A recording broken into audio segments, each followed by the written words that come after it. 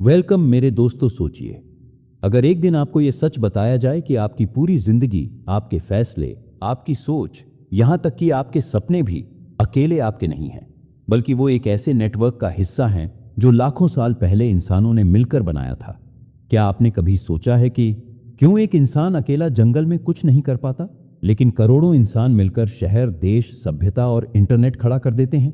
क्यों हमारे दिमाग में जो बातें हैं वो किताबों, भाषाओं और नेटवर्क के जरिए अगले हजारों साल तक जिंदा रहती है? अगर आपको अभी पता चले कि इंसान की असली ताकत उसके मसल्स में, उसके हथियारों में या उसके पैसों में नहीं है, बल्कि उस अदृश्य जाल में है जिसे हम इंफॉर्मेशन नेटवर्क्स कहते हैं, तो आप कैसा महसूस करेंगे? यही है नेक्सस की कहानी। नेक्सस का मतलब है जुड़ाव, वो बिंदु जहां से अलग अलग रास्ते, आइडियाज, लोग या सिस्टम्स आपस में मिलते हैं। ये किताब हमें बताती है कि इंसान कैसे छोटे छोटे झुंडों से निकलकर पूरे ग्रह पर छा गया, कैसे भाषा, धर्म, पैसे, विज्ञान और अब आर्टिफिशियल इंटेलिजेंस ने हमें जोड़ा, बदल दिया और आगे धकेला। लेकिन असली सवाल यह है, क्या ये नेटवर्क हमें आजाद कर रहे हैं या हमें कैद कर रहे हैं? क्या हम इस नेक्सस के मालिक हैं या सिर्फ इसके गुलाम? और अब शुरू होता है सफर, एक लंबा, गहरा और सिनेमैटिक सफर, जहां हम देखेंगे कि इंसानों की कहानी असल में नेटवर्क्स की कहानी है। नेक्सस बुक शुरू होती है स्टोन एज और सबसे पहला नेटवर्क से। 70,000 साल पहले इंसान धरती पर मौजूद कई प्रजातियों में से बस एक प्रजाति था।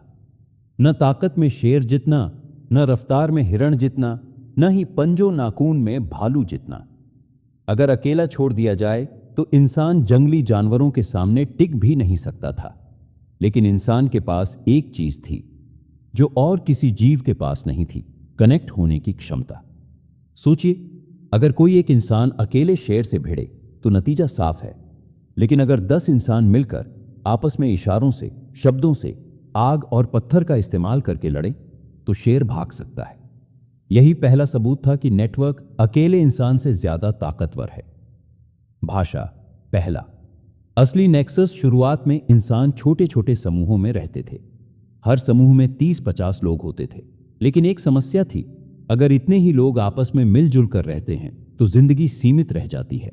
विकास तभी होता है जब ज्यादा लोग एक साथ खड़े हो सकें। यहां आया सबसे बड़ा इनोवेशन, लैंग्वेज, भाषा। भाषा ने इंसानों को सिर्फ जानवर देखो, भागो कहने लायक नहीं छोड़ा, बल्कि कहानियां बनाने की ताकत दी। हमारे गांव के पास एक आत्मा है जो हमें देख रही है। अगर हम सब मिलकर यह शिकार करेंगे तो देवता खुश होंगे। हमारी पहचान अलग है, हम बाकी जनजातियों से बेहतर हैं। यानी भाषा ने इंसानों को इमेजिनरी नेटवर्क्स बनाने की शक्ति दी, ऐसे नेटवर्क्स जिनमें सब लोग मानते थे कि वो असली हैं। और यहीं से नेक्सस की शुरुआत हुई। अब सवाल है, क्या सिर्फ भाषा ही काफी थी? नहीं, असली गेम तब शुरू हुआ जब इंसान ने कहानियां और विश्वास को मास स्केल पर फैलाना शुरू किया। मिथ्स और बिलीफ्स, असली मास नेटवर्क जिसने छोटे छोटे ग्रुप्स को हजारों और लाखों लोगों की सभ्यताओं में बदला। भाषा ने हमें आपस में जोड़ दिया, लेकिन लैंग्वेज का असली जादू था मिथ्स, कहानियां और विश्वास। सोचिए, अगर 100 लोग मिलकर शिकार करते हैं तो वो प्रैक्टिकल है, लेकिन लाख लोग अगर एक झंडे के नीचे खड़े हो जाएं तो वो किस वजह से होगा? जानवर?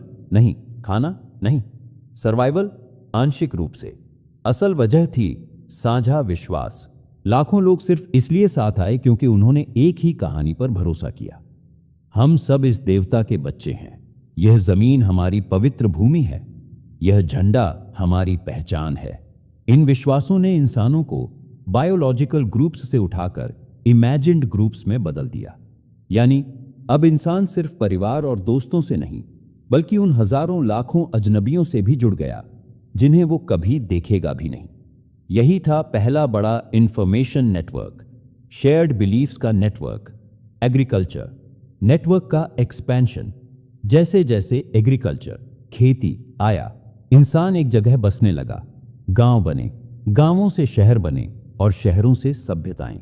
लेकिन इतनी बड़ी सभ्यता को चलाने के लिए सिर्फ भोजन काफी नहीं था, जरूरत थी रिकॉर्ड्स और रूल्स की। यहीं से आया एक और नेटवर्क, राइटिंग, मेमोरी से परे की ताकत। पहले इंसान सिर्फ दिमाग पर भरोसा करते थे।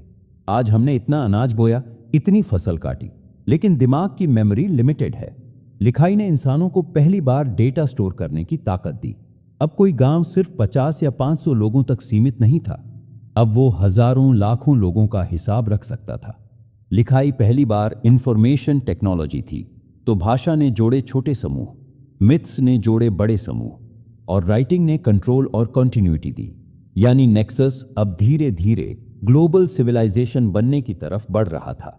युवाल नोआ हरारी बताते हैं कैसे एम्पायर्स और रिलीजन्स असली सुपर नेटवर्क्स बने और इंसान को दुनिया पर हावी कर दिया। सभ्यताओं के बढ़ने के साथ एक बड़ा सवाल खड़ा हुआ, इतने सारे लोग, इतने सारे गांव, इतनी भाषाएं, इन्हें एक साथ कौन बांधेगा?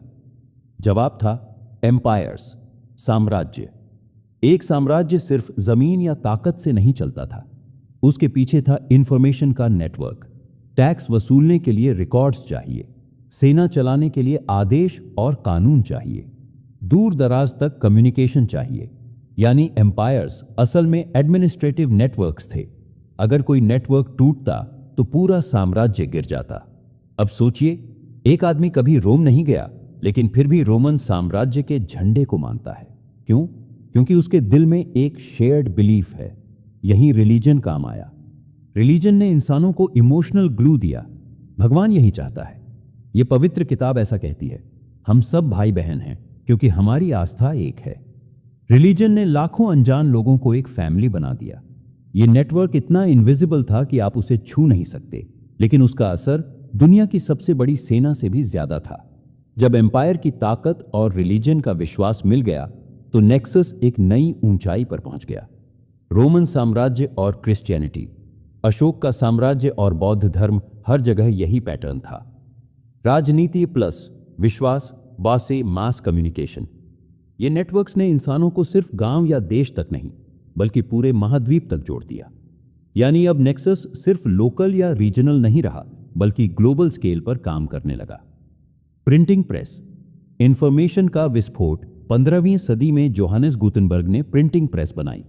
ये एक इन्वेंशन नहीं थी, ये तो एक नेटवर्क एक्सप्लोजन था। पहले किताबें हाथ से लिखी जाती थीं, धीमी, महंगी और कुछ अमीर या पंडितों तक सीमित, लेकिन प्रिंटिंग प्रेस ने सब बदल दिया। अब आइडियाज का मास प्रोडक्शन होने लगा। बाइबल अब सिर्फ चर्च तक सीमित नहीं रही, आम लोग पढ़ने लगे। विद्रोही विचार, नए आइडिया, विरोधी आवाजें छपकर फैलने लगी। यानी नॉलेज अब अथॉरिटी के कंट्रोल से निकलकर जनता तक आ गया। 16वीं और 17वीं सदी में आया साइंटिफिक रेवोल्यूशन। गैलीलियो ने टेलीस्कोप से देखा, न्यूटन ने लॉज लिखे, डार्विन ने इवोल्यूशन बताया। लेकिन असली बात यह थी कि साइंस ने एक न्यू नेटवर्क ऑफ ट्रस्ट बनाया। पहले विश्वास का आधार था, धर्म, राजे, महाराजे, परंपरा, अब आधार बना। प्रयोग, अवलोकन, तर्क। अगर प्रूफ है तो सही है, वरना गलत। साइंस ने पूरे विश्व को एक कॉमन लैंग्वेज दी, फैक्ट्स की भाषा। अब प्रिंटिंग प्रेस ने आइडियाज फैलाए और साइंस ने उन आइडियाज को एविडेंस दिया।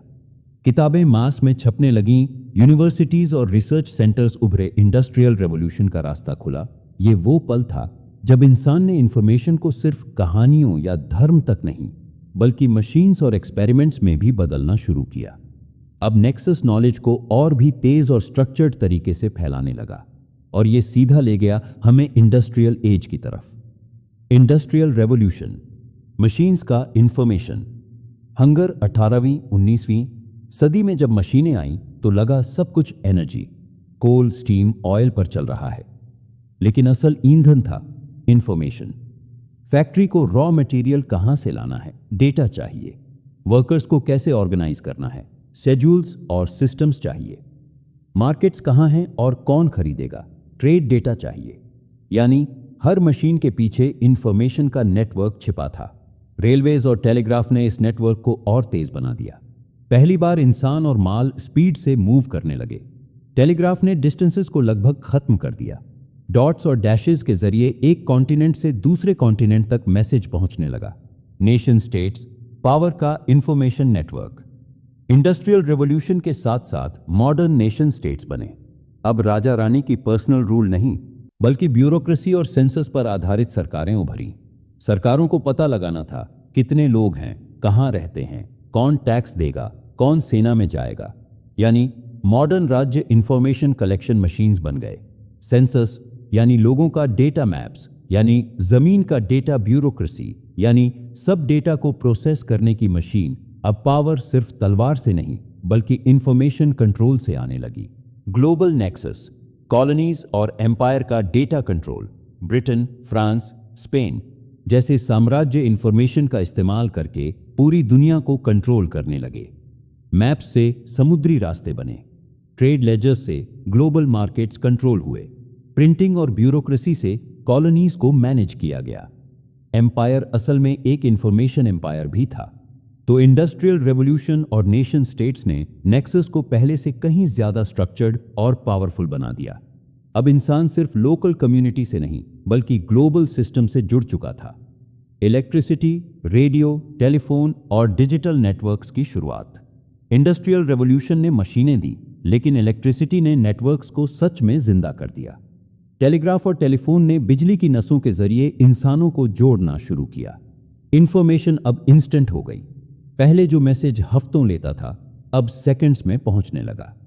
इलेक्ट्रिसिटी ने कम्युनिकेशन को नदी से बदलकर बिजली की लहर बना दिया।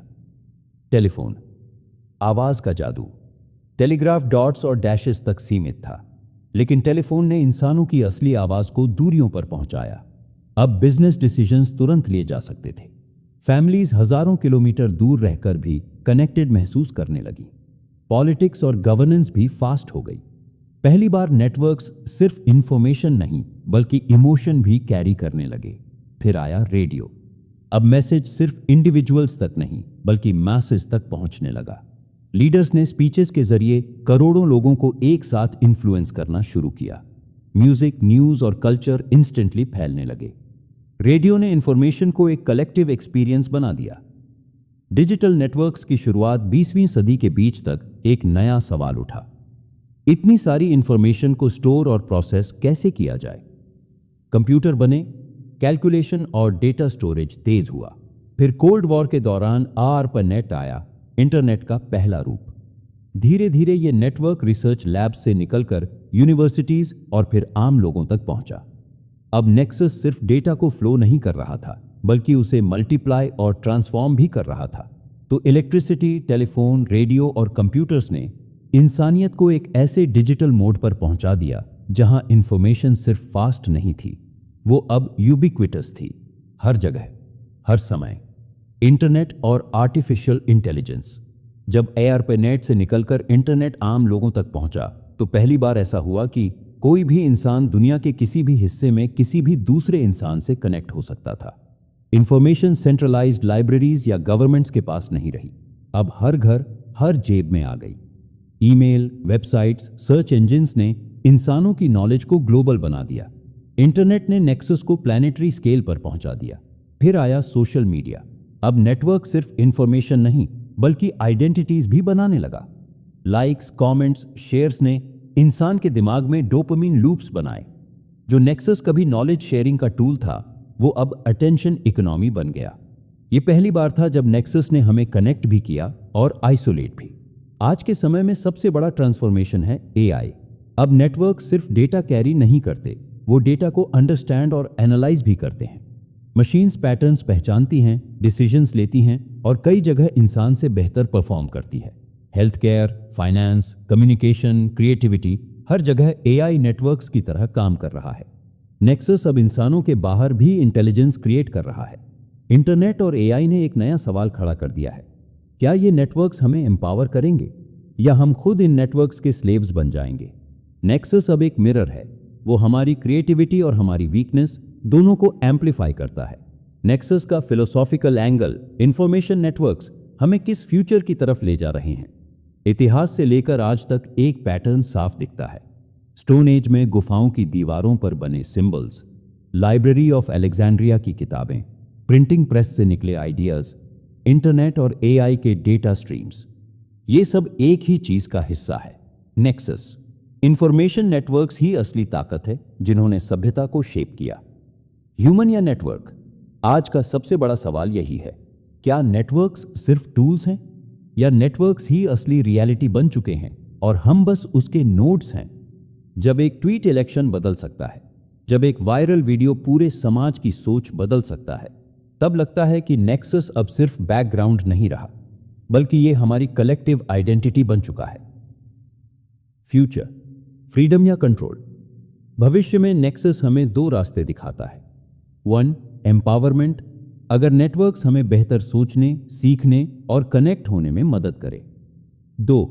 डोमिनेशन, अगर नेटवर्क्स हमें कंट्रोल करें, मैनिपुलेट करें और हमारी फ्री विल को खत्म कर दें। असली सवाल ये नहीं है कि नेक्सस कहां जा रहा है। असली सवाल है, हम नेक्सस को किस दिशा में ले जाना चाहते हैं। नेक्सस की कहानी सिर्फ टेक्नोलॉजी की कहानी नहीं है, ये हमारी कहानी है। हमारे रिश्तों, हमारी सोच, हमारे सपनों और हमारे डर की कहानी। और शायद असली ताकत ये नहीं कि नेक्सस ने हमें जोड़ा, बल्कि ये है कि अब हम तय कर सकते हैं इस कनेक्शन का इस्तेमाल हम इंसानियत को ऊपर उठाने में करेंगे या नीचे गिराने में।